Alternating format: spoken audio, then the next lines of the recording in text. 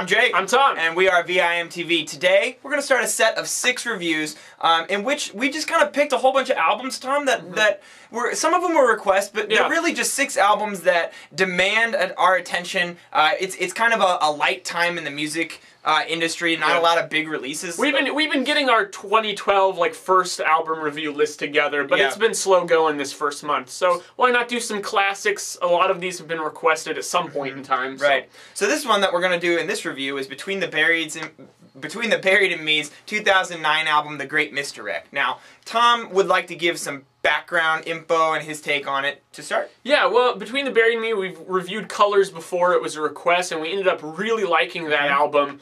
You know, it was kind of a departure for us in the typical stuff that we review because it's you know, pretty heavy metal in a lot of places. Right. This album does a lot more genre hopping, which, I mean, you got that a little bit on Colors, but here, whenever they jump to kind of a style change or dynamic change, they tend to stay there a lot longer. Right. And I actually really like that about this album. I think it helps it flow. It makes those changes a lot smoother. That's a lot of contrast. And more yeah, exactly, because it's not just happening for like 15 seconds or something. They'll stay there for a whole, you know, couple of minutes. But what's really impressive about this album to me is exactly that, the style. They jump between so many styles that it's pretty much like them showing the listener that, hey, we could have been a band that plays any genre we wanted to. We just chose this one. I mean, you've got blues in there, you've got some kind of country, indie, even like jazz. I get a lot of jazz out of the bass playing at parts especially. And so they could have done anything. These guys are a jack of all trades, of all styles, and this is what they put together. And I think that's really cool, but at the same time, while I love it, I think it's a very niche kind of sound because not a lot of people are really going to dig it. That's definitely a barrier for most people, I would guess, because a lot of the hardcore metalheads are not going to like that they go to the softer, more intricate, more dynamic stuff. Or even all the prog craziness that goes on. Yeah, exactly. But also, a lot of the people that might like the first track, which is softer, has more kind of a classic indie, kind of smooth sound. You know, a lot of them metalheads might not like that. A lot of the indie kids might not like the metal parts. So you get this hodgepodge of sounds that can be really polarizing for a lot of people. Right. Now, one thing that you should know about this album is that it's only 6 tracks and it's an hour long. And, you know, you have 2 or 3 really huge tracks. You know, the last track, Swim to the Moon, is 17, almost 18 minutes long. And within these tracks, they do all sorts of things. There's really only one track that I'd say is heavy throughout, and that's track 2, Obfuscation. How do you say it, Tom? Obfuscation, Obfuscation. I think. It's a real word. I looked it up. But that actually ended up being both one of Tom and I's track picks because, you know, it's just so brutally heavy throughout, and they do a really nice job of presenting that in a manner, that style in a manner that's just really well done, and it comes off nice, has a nice effect. Now, in Colors, I like Colors. I gave it an 80 out of 100, and this was hundreds of reviews ago, so I want to reiterate some of the things that I said there that I think are still present here, and one is just a very minor complaint about the vocals.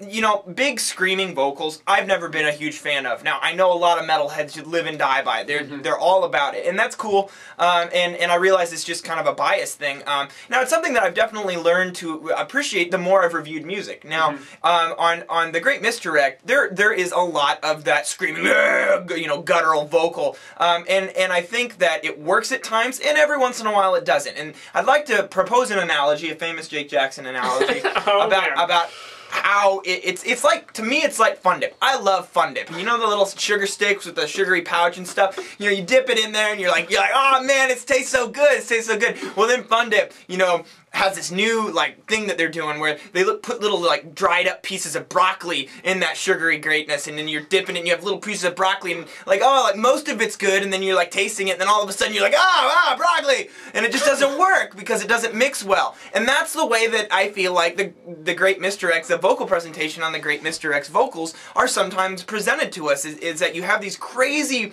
prog parts where I'm hearing multiple guitars just doing all sorts of craziness, the drums are going nuts, the bass bass is going nuts. I want to take that all in. I want to suck that up and hear every little thing. And then you have these really loud vocals that are just adding nothing to it at that time. There's times where those really loud screaming vocals adds a ton of intensity, and it's typically where it's more rhythmic, when we're not focusing, when the sound's not focusing on melody. Yeah, exactly. But and so, you know, within a track, there'll be times where I love the screaming vocals and times where I don't. And I think that and it's actually less on this album than it was on Colors. So I think they actually improved, which is why I think I like this album better than Colors overall. But that was one specific thing that I wanted to point out. So overall, that's not a huge criticism. It's just something I noticed. It works sometimes for me and it doesn't. The other thing I wanted to point out is that I feel like, you know, on this album, like you said, they kind of the parts where they're not rocking out, doing the Between the Buried and Me thing,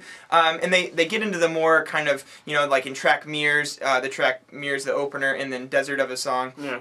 Of song, and you know, when they are doing the softer tracks, I feel like they really don't make it their own quite enough. It's almost as if it's just been done so many times before. I could see that. And it's like they don't put their own spin on it enough to really make it unique. Now they have a patent on that just crazy prog and then the crazy vocals, both screaming and not screaming, and they just do that so well. I'd like to see them take that same sort of ownership over the parts that, you know, are a little bit less heavy. It's almost like you feel like they're doing it because they know they have to. Right. But they're not really taking full advantage of it. They know they have to. That's another compliment I have of this album is how well structured it is. These guys did a really good job of separating the heavy parts with softer parts, and giving that contrast allows this album to flow really well. And there are also a lot of good melodic themes that you can pick up on throughout the songs. I mean, some of the time, you know, you have like track 4, Fossil Genera, Feed from Cloud Mountain, you know, 12-minute long track. It's like not really much repeats, but still there's like particular melodies that happen in the beginning